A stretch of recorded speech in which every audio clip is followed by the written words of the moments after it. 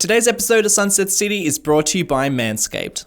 G'day champions, hope you're all well. Got a pretty big episode lined up for today. Gonna be building some big old mansions for some city big shots, some marinas, trailer parks, museums, and even a pretty big chunk of land dedicated to a university. Not to mention some pretty big characters being added to our storyline. That's a bit of a stretch, they're just regular sized. But regardless, it's going to be a bit of a meaty episode. There's going to be a lot we're going to get into. And I wanted to start by revisiting Little Havana, which is an area that we started working on a couple of months ago, a little while ago. And I wanted to just add a little bit more substance to this area, a little bit more culture. Because this neighborhood is meant to represent a bit of a culture hub for the Cuban migrants living in Sunset City. And at the moment, it's just looking a little bit plain. So I decided to go in and add in a little bit of extra commercial in the center of the neighborhood, making it feel a little bit more like a community centered around the church. And we've also got a couple more historical buildings that you'd probably find in Cuba or Latin America, or even some restaurants that are from that area. You know, I really like adding just those little bits of detail that just make a neighborhood feel a little bit more special, a little more interesting, or just have something that has a bit more substance than just another regular neighborhood. With the addition of Sparks FM radio station a couple of episodes ago and Diego now filling up our city airwaves, I want to do the same for the eyeballs of the city by providing our very own television network station of Sunset City. So then, what is this network called? Well, I actually really like the name CS1 that comes with the building itself. It's a glorious building, but it's looking a little bit dated and a little bit run down. I like to imagine that it's undergoing some refurbishments. I decided to place the City Skylines 2 monument right next door to show that it's undergoing some changes. A metaphor, if you will. I love knowing that there's a building somewhere in the city that's broadcasting fictional shows to pixels on a computer screen. It's all those connections and making places feel real, even though people aren't really watching it. It's always fun to imagine. Hold on. This guy is. Are you tired of dealing with tangly cords? Is your skin left feeling sore after using old and worn out trimmers? Does your body need a little pick-me-up? Well, luckily there's Manscaped, the best tools and liquid foundations for the big three odor zones. Hi, I'm Drew Dollars, time traveler and proud owner of one human body. But that body isn't perfect, you know. It requires countless hours of ongoing daily maintenance. Thankfully, Manscaped has hooked me up with the Performance Package 4.0. Come on, let's go check it out. The kit comes with a wide selection of high-tech gadgets perfect for those hard-to-reach places. Let's first take a look at the Lawnmower 4.0 body trimmer. Introducing Manscaped's 4th generation electric waterproof trimmer. It has advanced skin-safe technology, reducing nicks and cuts on the most sensitive regions of the body. You can finally say goodbye to those tangly cords. The Lawnmower 4.0 trimmer has a super smart cordless charging system. It also conveniently has LED lights on the front to show you how much charge you have left. Are you going on vacation? Well, you can enable the travel look feature by simply tapping the front 3 times. Cordless, convenient and safe. Doesn't get much better than that. The Performance Package 4.0 kit also includes 2 game-changing products, the Crop Preserver Ball Deodorant and the Crop Reviver Ball Toner Spray. Simply apply the Crop Preserver after you shower for an all-day body odor protection. The Crop Reviver is a convenient spritz with cooling aloe vera to quickly refresh the area whenever you need it. But wait, there's more! Introducing the Weed Whacker Nose and Ear Hair Trimmer. It's a wireless nose trimmer with the same skin-safe technology as the groin trimmer, so you don't have to worry about tugging or cutting on those sensitive nose hairs. For a limited time only, you get all this plus 2 free gifts, the Shed Travel Bag and the Manscaped Anti-Chafing Boxer Briefs. Now that's a lot of goodies and gizmos for your goodies and gizmos. Go to manscaped.com today and get 20% off plus free international shipping plus the 2 free gifts when you use promo code $2 at the checkout. Manscaped. Always use the right tools for the right job.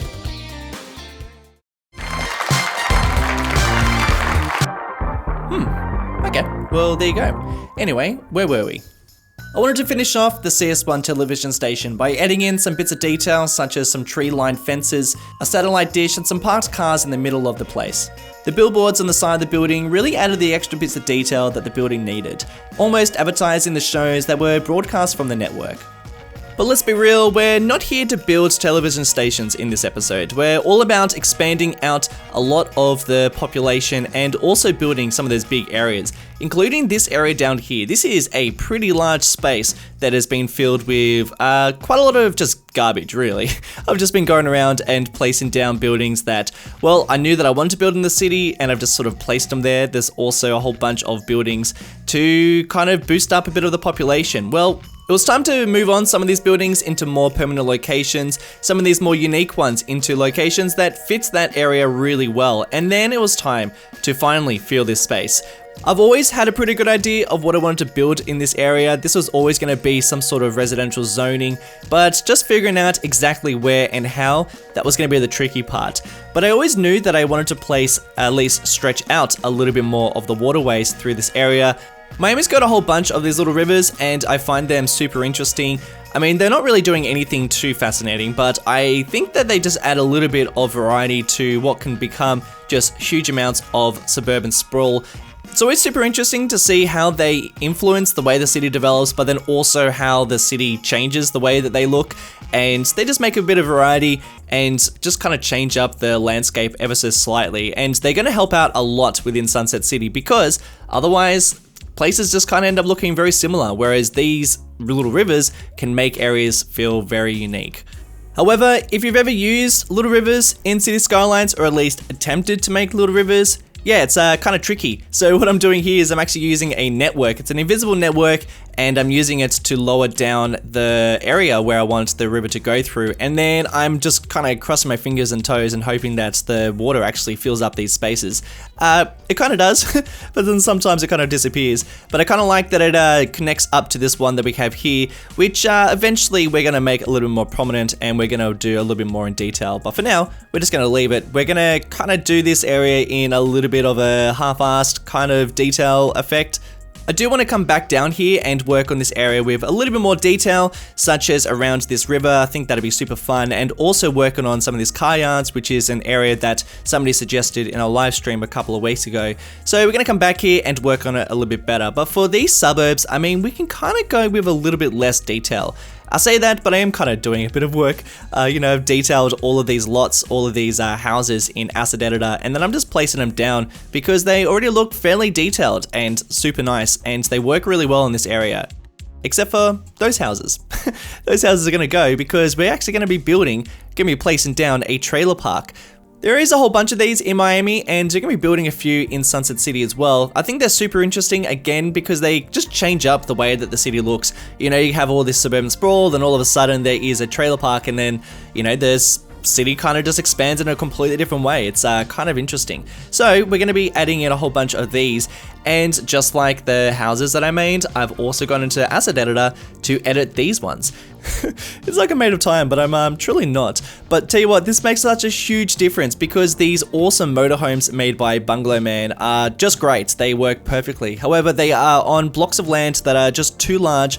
These motorhomes within Miami are sitting on blocks of land that are pretty much like half the size of these other houses within the same sort of area. So I needed to do the same, and I also wanted to have some sort of driveway, and I wanted there to be some sort of variation in the types of things and props and detail that are around them. So I just wanted to do a little bit of detail on these and just make it so that we can actually fit them nice and close. So they're actually on blocks of land that are 1 by 2, I believe, and it's super tight and super small, but I think that they work really well.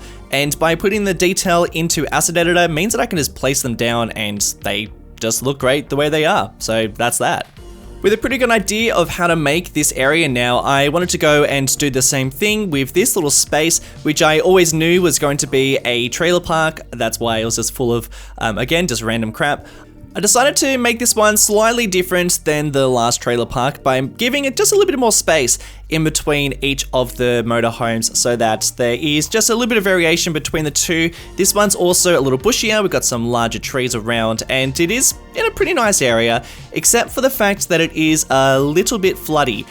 This area does flood a little bit, but just given how Miami is in general, it's a very, very flat city on a swamp, on a giant swamp. So I figured, let's just work with that, and I decided to add in a couple of just little puddles here and there. These little decals just add a lot, and continue that flooding effect, which is just kind of creeping onto that poor little motorhome over there in the corner.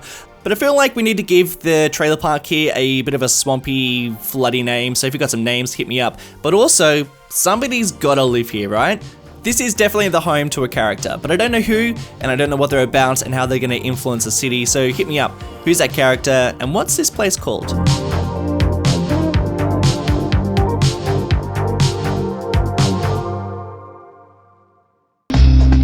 From building trailer parks to now building giant mansions on the bay, we are switching gears.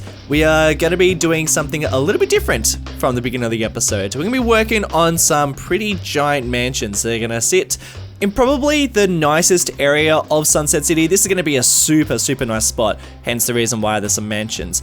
If you're wondering whereabouts we're working in the actual city, we're working in the southern side of Sunset City. This is the area we worked on in the last episode, all inspired by Coconut Grove. And I actually asked you guys in the last episode what we're going to call this place. My favorite name suggestion was Flamingo Bay by Gator the God. I actually really like that name suggestion. It's going to fit into what's a little bit of the storyline. I'll talk about that later on. But I just think it's going to work really well for this area. I actually want to place down some flamingos, maybe some spawners or something. Maybe we'll build some sort of park. I think that'd be really cool to have something that, you know, got a little bit of wildlife around. Because this area is super lush and it's, you know, got quite a lot of mangroves and, you know, wildlife, particularly this area that we're building right now. A lot of you guys, particularly if you live in Miami, you'd recognize this building here. This is a villa that is plucked straight out of Coconut Grove. This is a real life place. And I actually didn't really know a huge amount about this villa. I knew it existed and I knew that I wanted to build it, and it was on the Steam Workshop, but I didn't really know what it was about. Here we got in touch on Discord and mentioned that it was built by a rich industrialist back in the early 1900s. As actually his private estate. He lived here up until his passing. This is now a museum, and you can go and visit the gardens, and it's a real beautiful place. Looks super beautiful, and I wanted to kind of pay tribute to the same sort of style of it. James Deering was the bloke who used to live here, but I would like to imagine that it's a different person who owned this villa in Sunset City, because of course we do things a little bit different. So who used to own it? I'd love to know. You know, maybe they influenced or built or constructed something or did something within Sunset City, and we can maybe see what that contribution was or how that affected the city, you know, back in the day, maybe early 1900s, similar time period. But now I would like to imagine that this is a museum, very similar to how it is in Miami.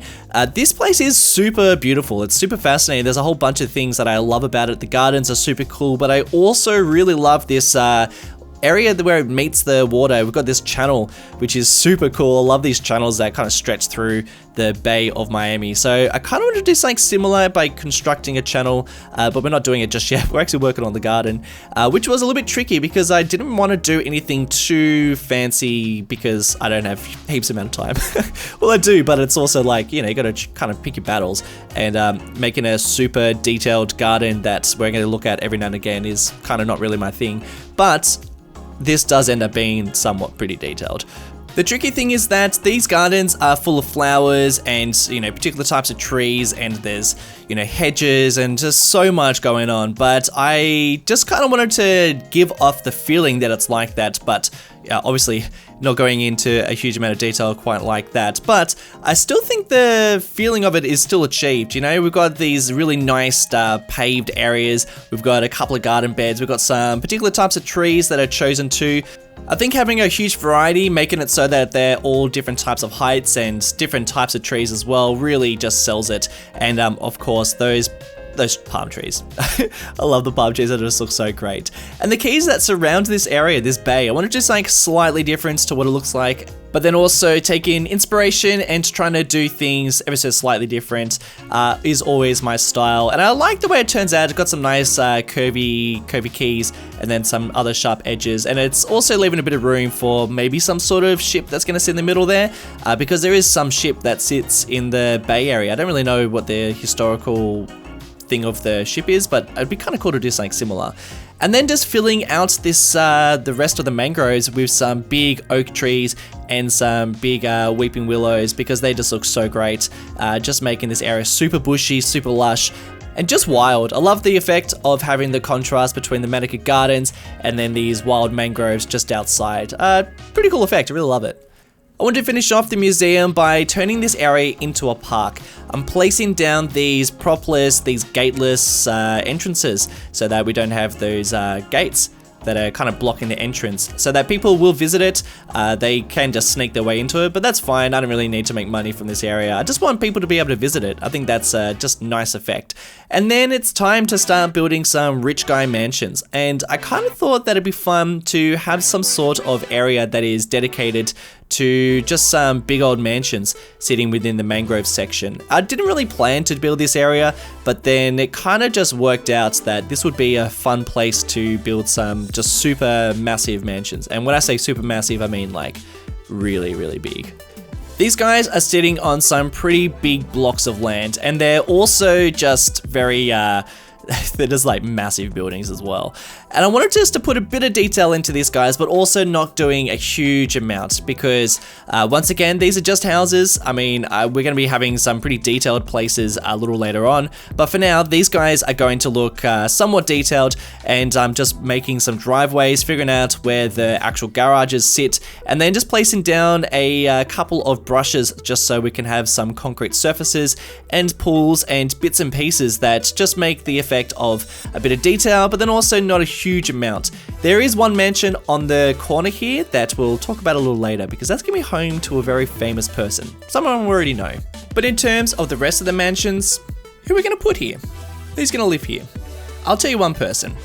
Silas Jackson has just recently moved into this villa on the corner here with the orange tiles. Silas is the owner and founder of the Flamingo Trucking Company, a company he founded 15 years ago with his first truck, and today hauling for King Buns and Fab Soda all across Sunset City and the Seminole State. He's done pretty well for himself, particularly with his mansion and the company, but you can still find him driving trucks. He's a proud truck driver, and you'll still find him behind the wheel.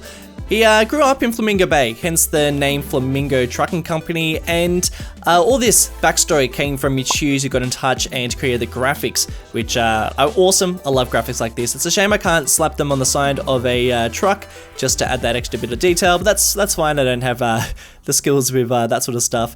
But it's great to have another character living within Sunset City, and you'll hear a little bit more about Silas Jackson a little later on because he'll be actually sponsoring something we're going to be building a little bit later.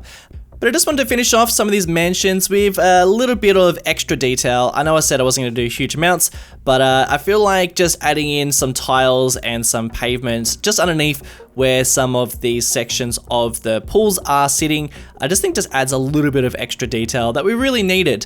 And then just going through and adding in some simple bits of props, you know, tree-lined fences and things around pools. And I think the thing that really sells this is the types of trees that I'm using, you know, trying to go for trees that are very well looked after, and also placing them in areas that are, you know, thoughtful, you know, not just like going wild with some of these trees. Because I feel like if you go too wild, then it looks like it's a pretty wild place, but this is not a wild place. This is a place that is very well looked after, and people have chosen the right trees for the right places. Not to mention the right boats for the right places. Because Fabio Booster, I mean, come on, he's gotta have the largest of boats. Yeah, that's it. It's Fabio Booster. He's the one that's living in this mansion. I just want him to have a ridiculous amount of wealth and to really show that in the sort of things that he buys. You know, he's got just the most ridiculous mansion. I've never built a mansion quite this big in City Skylines. And I want the things around it to really represent that. Not to mention this ridiculous thing that I'm about to place down. Yeah, I kind of wanted Fabio to have his own private helicopter. It's so extravagant and unnecessary, especially when you'll see, or what you'll see him use it for. But I wanted to, I've always had this idea that it'd be cool to have this private helicopter for someone in the city. And I feel like Fabio is the sort of person, just ridiculous with money, stupid amounts of wealth, and I guess can just get away with it. You'll see what he ends up using it for, which is pretty funny. But for now, I wanted to place this down. This is a custom prop from, or a custom building from the Steam Workshop. And I didn't really want the fences around here. They were, I don't know, I kind of wanted it just to be unfenced, but I couldn't really get rid of the fences because they came with the building. I know there's ways of doing it with mods, but I've got enough mods, you guys. I need to just chill out a little bit. So I decided to just try and work it into this building instead, or at least this area. So what I've done is I've started to make it just look a little bit nicer by adding in some other fences or some walls These match the retaining walls around the rest of his house, so it kind of works, and I'll make them look even better. And then I feel like just this part I can cover up with some of these mangroves. I know it's probably not that realistic having mangroves and trees right next to a helipad. I get it, but you know, it's also kind of a bit ridiculous that he has a helicopter in the first place. So I'm kind of getting away with it, maybe, potentially, maybe not. To hide the tops of the fences, I'm using these props by Pedelmo, which are hedges, and because they're props, it means that I can raise them up and hide those little bits, which I didn't really like. And together with the walls, I think it kind of makes a much prettier looking little space. You know, it's almost like he had to include some sort of wall here, so what he's done is made it look a little bit prettier. It's kind of like a rich guy helicopter pad, and that's exactly what it is. Some decals just to cover up some of that road, because I needed that road just so that we could connect up the helicopter pad, so I wasn't going to cause any problems. And then this fence, or this gate, is just this perfect addition. It's a procedural object that it's a park life entrance into one of the parks, and then I've turned it into a procedural object just so I can scale it down and make it so it's not really a park. But probably my favorite thing I added here was this tennis court, which again, I've turned into a procedural object because I needed to just change some of the properties of it. For instance, it was too large and too rectangular for the area that I wanted to kind of fit it into. I needed to just clip some of these edges, and maybe, you know, this isn't the greatest thing to do for a tennis court, but I feel like if it's going to fit into a space like this, then I kind of had to do something. But I'm sure like all the tennis guys are saying, hey, don't do that because now there's no place to collect the ball, or hey, those fences, they're not high enough to stop a ball from going over the top. Yeah, I know, but they look fine. The last thing I needed to do was I needed to add a stop at the Fab Soda factory, because this is how Fabio is getting to and from work every day. He's flying his ridiculous helicopter from his house past all the traffic to the Fab Soda company, which is so great. But something that was really weird with this asset was that it actually wasn't a helicopter asset. It's actually, in fact, a blimp. So this operates like a blimp, but it doesn't really matter because it still works. And I just love knowing that every time I see a helicopter, it's Fabio Booster, traveling to and from work. That guy's ridiculous. To make Flamingo Bay feel a little bit more complete, I needed to just put something that was gonna fill this space on the waterfront. And the thing is, I knew exactly what I was gonna build here. It's gonna be a marina, a pretty low detail marina. I know I've said that a couple of times now, and it's kind of just not low detail. Maybe this isn't that low detail. It's kind of low detail. It's pretty low detail for me.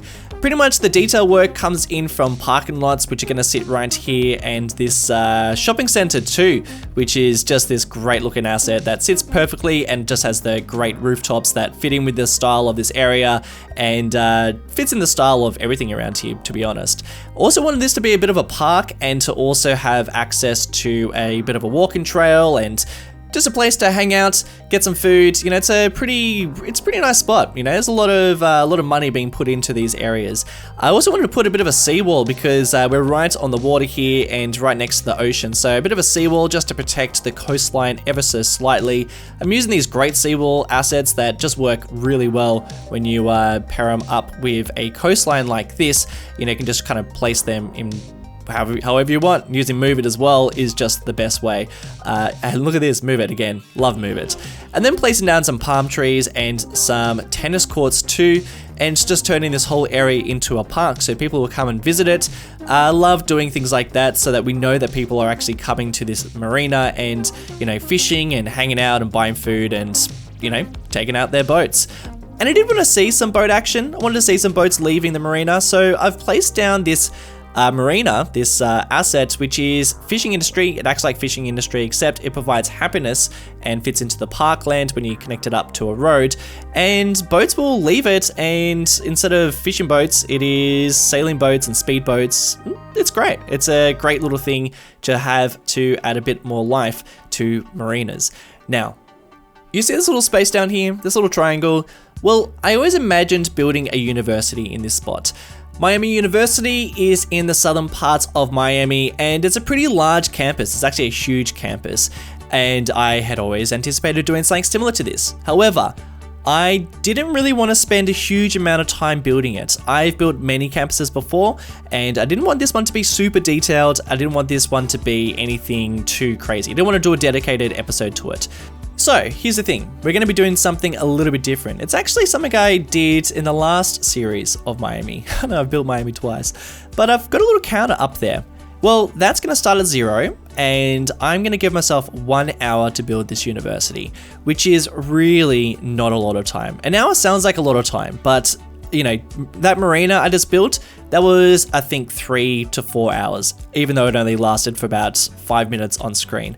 So dedicating an hour to this was really, really tricky. Now, I'm doing it in an hour because first of all, I wanted to test myself. An hour is kind of a fun amount of time to see if you can build something like this. But then I also only really had an hour. I mean, I can't spend hours and hours and hours building so many things in the city because, as you can see, this is taking quite a long time to complete. But I also didn't want to rush through it. So an hour is enough time to place down the buildings that I really needed and also detail some parts of it that I really wanted to detail. So for instance, this little area here, which is this, I guess pond, lake. It's a lake.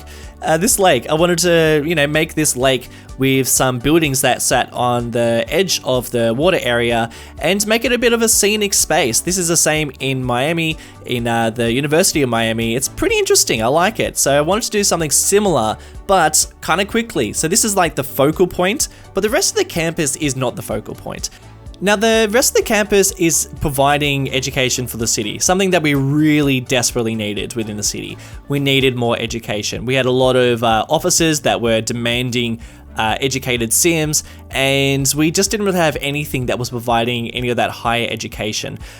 I like the idea that some of our characters within the city got their education from the university. I would love to know what the university is called. We could just call it Sunset City University, but I feel like it could be another name somewhere. So let me know if you got a name. But I like the idea that, so many of the people went to university here and it impacted their lives. And, it's the reason why they're so successful. The buildings themselves that I'm placing down, because I have all sorts of anarchies enabled, I'm able to splice them into one another, just making the buildings look a little bit more varied and interesting. Sometimes it works, sometimes it doesn't, and I have to place them in other places. You can also see that we don't actually have a huge amount of room. There's not much room down here, so I'm really trying hard with spacing. Also something as well that you might be going, why is that over there? But the main building for the campus is way off in the corner. And I've done that because I actually wanted to download, Sven Berlin has actually created a bunch of small little buildings that you can splice into other places rather than using that campus building. Because that campus building, well, that main building doesn't really fit. It just doesn't really fit with the actual aesthetic of the rest of this university. It's a great looking building, but I don't think it's the perfect building for this. So I've decided to place it over there just for the time being because I don't want to sign out and load back up the game. It takes me like, 15 minutes to load up the game, so it's a real pain. So I've just plopped him over there and I'll delete him a bit later on. We hit the halfway mark and I have pretty much placed down the majority of the buildings, but I'm really not happy with some of them. So we've got that office blocky area on the right hand side, which I didn't really like. And then this area on the other side of the river here, I didn't really know what to do with it. I kind of was experimenting with a couple of different types of dormitories, but I didn't really like the way they were turning out. It felt like too many big buildings within the university. So I decided to remove some of the larger buildings and just reshuffle around some of the smaller ones that I had already, rather than trying to do anything too big with some of these larger ones. Because we don't have a huge amount of space and so many campuses have room for sports and fields and other areas like that, I knew that I had to really figure out how I was going to use space within this area. Otherwise it was going to feel really cramped and crowded and just not very nice. So I removed some of those larger buildings on the right hand side and dedicated that for some sort of recreation. I wanted to build some sort of field, but obviously the ones that come with the campus DLC are way too large, even though that would have fit really well.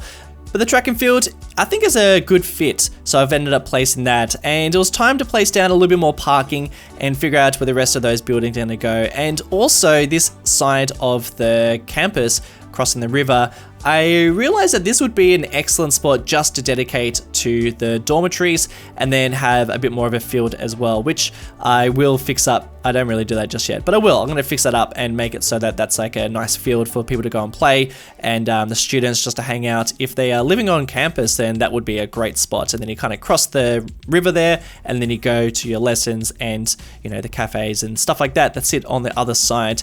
But then the place is looking pretty bare bones because there's no trees. So going through and adding the trees and some brushes for the concrete surfaces always adds so much.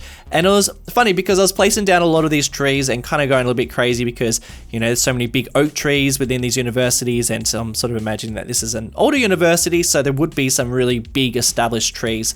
And you can see that the trees are in fact making it a little bit too crowded. Even though that's sort of realistic to have such large trees around here, it's actually too crowded. So I decided to go and just delete some of those larger ones. And you'll be surprised that sometimes just by placing some of the smaller trees, I know they're much smaller and you'd have more established bigger trees around these sort of areas, but I think that when you do place some of these smaller trees and think about where you're placing them within the right context, then I think it ends up working. Even though they are smaller, they do still seem fairly large compared to some of these buildings, because all the buildings are very differently scaled. So sometimes they look large and sometimes they don't. Adding in some of these decals just for some wear and tear on the ground where people have been playing, and then just some lily pads on this little lake, which is, I love this little spot. I'm going to be adding in a fountain a little bit later on, which you'll see in the cinematics. And with 1 minute, no, that's it, we're out of time. That's it, that's university. And ladies and gentlemen, that is the episode. Far out, 31 minutes, $2. This was meant to be a short one. I'm the worst. All right, you guys are going to get a shorter one next week, okay? That's just the way it is. Thank you guys so much for tuning in and watching today's episode. It's very much appreciated. And a jumbo thank you to my newest supporters over on Patreon: Colin Moore, Nicholas Alvarez, Piggy, and then Patrick Callahan, Gavin Coates, Tim Tam Biscuits, Peter, Rachel, Jill C, Thomas Puckridge, Claire, Simon V, Simon Ellison, and Sherrysville. Thank you guys so much for your ongoing support. You guys are the best. Thanks for watching. Catch you all in the next one. See ya.